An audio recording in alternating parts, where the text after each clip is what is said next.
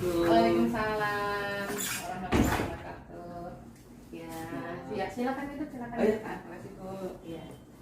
Ini dengan Pak Sulis? Iya, saya yang menghubungi Ibu kemarin. Oh iya. Pak Sulis ini asalnya dari mana nih? Saya dari Lampung Bu. Dari Lampung. Ya berarti di sini itu ngekos atau ikut saudara? Kebetulan saya di sini ngekos, nggak jauh Bu, masih sekitar sini aja. Oh dekat ya daerah sini. Berarti tadi ke sini jalan kaki dong? Iya, jalan kaki, soalnya kan emang nggak jauh. Gak jauh ya. Iya. Nah, sebelumnya Pak Sulis sudah pernah melakukan proses konseling?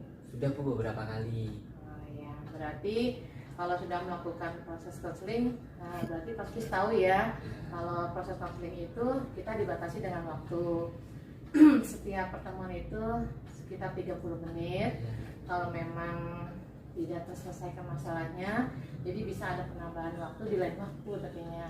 Proses pertemuan konselingnya di lain waktu ya. Nah, gimana kabar Pak Sulis hari ini? Kok kelihatannya Ibu lihat kayaknya pucat nih, kayak lesu, pucat gitu. Iya Bu, emang akhir-akhir ini saya sering begadang. Begadang. Ya. Begadang itu kan nggak bagus untuk kesehatan Pak Sulis. Karena apa nih kok bisa sampai begadang begitu nih? Pasti ada yang dipikirkan. Iya Bu, saya kirim mantan saya. Ada apa dengan mantannya? Sudah 5 tahun pacaran. Kebetulan memang kami direstui, tapi ternyata kami kandas di tengah jalan. Oh seperti itu masalahnya. Jadi Pak Sulis itu begadang, kurang tidur karena memikirkan mantan. Iya. Berarti selama 1 tahun ini Pak Sulis itu sering begadang, kurang tidur, gara-gara mikirin mantan. Sebenarnya nggak setahun sih Bu, hanya akhir-akhir ini karena saya dengar kabar dari temen, kabar burung sih Bu, katanya mantan saya ini sudah tunangan dengan orang lain. Awalnya sih saya nggak percaya Bu, cuma ternyata setelah saya kepoin sosial medianya tuh dia itu banyak foto berdua, lalu memang di statusnya itu mau bertunangan, dan itu sebenarnya saya masih belum ikhlas Bu. Gitu ya. Menurut Ibu, berarti mantannya Pak Sulis itu sudah bertunangan dan pasti mereka akan melanjutkan hubungan yang lebih serius lagi. Terus kira-kira menurut pandangan Pak Sulis nih ya, bagaimana langkahnya agar Pak Sulis itu merasa lebih nyaman lagi gitu? Menurut Ibu gimana kira-kira? Sebenarnya Apa sih sih langkah yang akan Pak Sulis ambil gitu? sebenarnya saya pengen melupakannya sih Bu, cuman saya bingung, mungkin Ibu ada saran atau bagaimana. Begitu ya, cara melupakannya ya. Tadi kan Bapak udah pernah bilang ngepo-ngepoin sosial medianya. Ya. Kalau menurut Ibu sih sarannya bisa nggak nanti di sosial medianya itu misalnya membatalkan pertemanan, itu bisa kan melalui Facebook, Ya. bisa juga melalui Instagramnya Bapak membatalkan pertemanan. Dengan langkah seperti itu mungkin Bapak akan lebih terbantu gitu. Jadi belajar untuk melupakan mantannya Pak Sulis. Menurut pandangan Ibu seperti itu. Jadi saya harus batalkan pertemanan ya Bu. Iya. Ya kira-kira kapan nih Bapak akan melakukan pembatalan melakukan tindakan seperti itu? Kira-kira. Kalau memang itu langkah terbaik untuk diri saya sendiri, ya mungkin secepatnya nih Bu, bahkan sekarang juga saya akan lakukan. Oh iya, silakan Pak Sebentar ya, Sulis. Bu. Iya silakan Pak, silakan.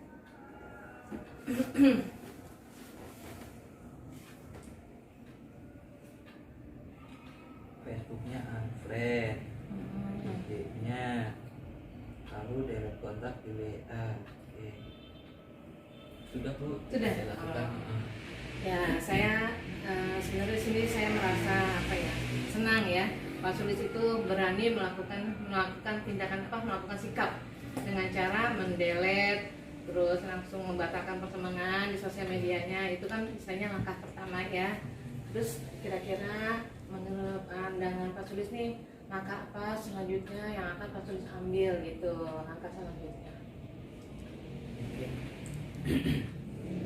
Kedepannya saya akan lebih fokus ke kuliah ya Bu, lebih fokus kuliah. Setelah kuliah ya sudah dan mencari kerja, dan tentunya saya harus bisa mencari pengganti dari mantan saya ini.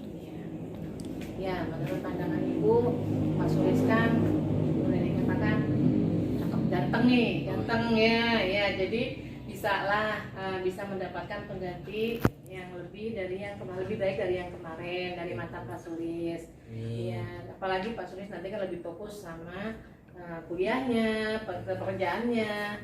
Mudah-mudahan bisa mendapatkan yang lebih yang terbaik dari yang kemarin.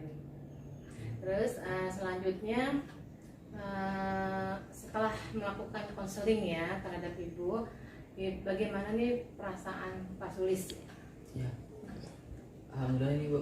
Ya, setelah melakukan konseling dengan ibu, saya sekarang menjadi lebih plong, lebih lega.